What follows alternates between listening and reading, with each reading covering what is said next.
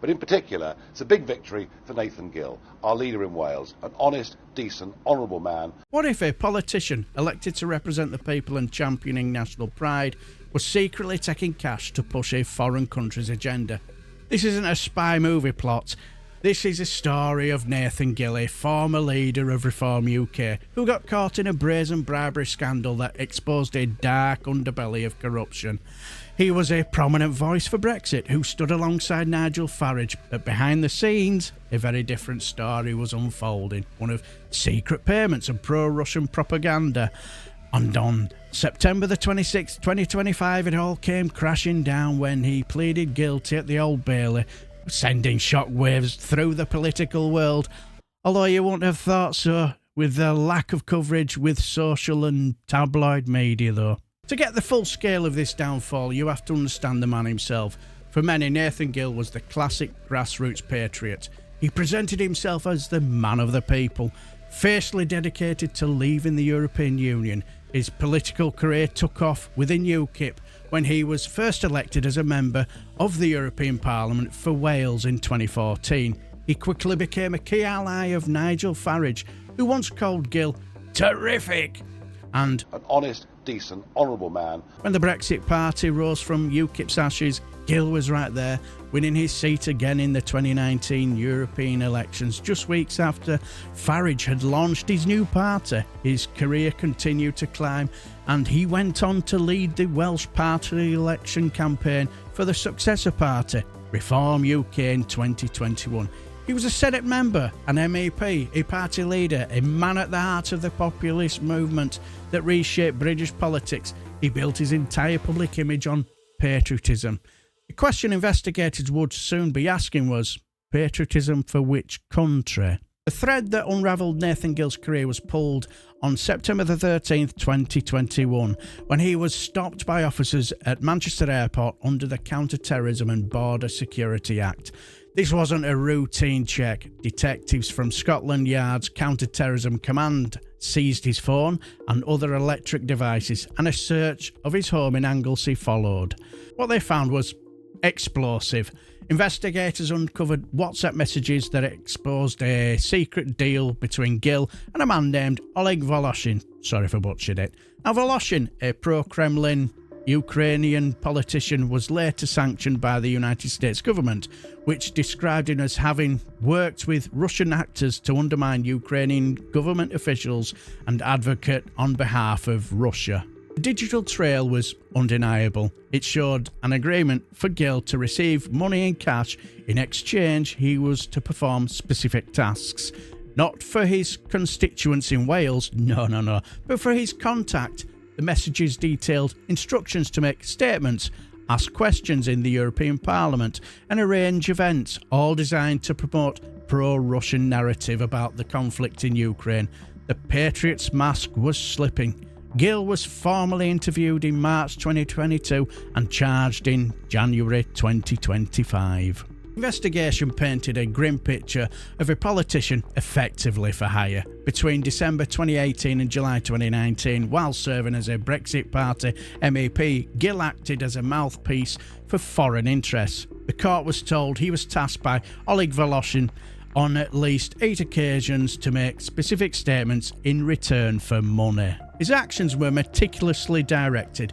For instance, Gill used his platform in the European Parliament to defend pro-Russian television channels 112 Ukraine, sorry if I've got that one wrong, I do apologise, and News One.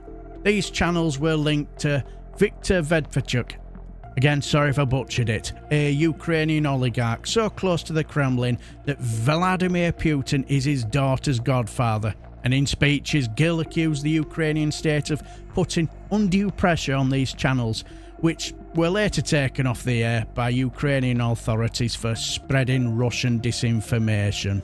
But it wasn't just speeches. Gill appeared on the 112 Ukraine channel, and again sorry if I got that wrong, to speak in support of Medvedchuk, and again sorry if I've butchered it, I do apologise, who were facing treason charges in Ukraine at the time. He also arranged for other MEPs to speak to the channel and was tasked with hosting events with Medvedchuk, again sorry if I butchered it, in exchange for bribes. As the head of the Met's counter-terrorism command, Commander Dominic Murphy later put it, Gill was taking payments to peddle narratives that would have had the effect of being beneficial towards Russian interests. Each action was an improper performance of his duties, a betrayal of the people who elected him. The end of the investigation came on Friday, September the 26th, 2025. Nathan Gill, the 52-year-old father of 5, stood in the dock at the Old Bailey in London, faced with a mountain of evidence: the WhatsApp messages, the public record of his speeches, the financial trail. His defence collapsed. He pleaded guilty. Specifically, he admitted to 8 counts of bribery. He did deny one other charge of a wider conspiracy, which the prosecution agreed not to pursue given his admission to the other crimes. In the moment, Gill confessed to agreeing to receive money in exchange for pushing a pro-Russian narrative. The presiding judge, Miss Justice Chima Grubb, sorry for butchered it, did not mince her words, stating, "This is a serious matter. Nathan Gill has admitted having asked questions, made statements and carried out other activities in or connected with the European Parliament in support of pro-Russian parties in the Ukraine conflict." Leaving the court, Gill refused to answer questions. The Patriot had confessed to being a politician for hire. The fallout from the guilty plea has been just as revealing as the crime itself. For Nathan Gill, the consequences are clear. His own defence barrister acknowledged in court that a prison sentence is inevitable. He is scheduled to be sentenced in November 2025 and expected to face a substantial jail term for his betrayal. For the political party he once led in Wales, the scandal has become a massive embarrassment. Reform UK, which campaigns heavily on integrity, has been notably silent on the case. In a bizarre TV appearance, a senior party figure tried to distance their leadership from Gill by claiming he wasn't well known to those at the top of the party. This claim was quickly undermined by numerous photos of Gill campaigning right alongside both Nigel Farage and party's deputy leader Richard Tice. Tice himself had even posted a picture in 2021 praising his time with Nathan Gill, leader of Reform UK Wales.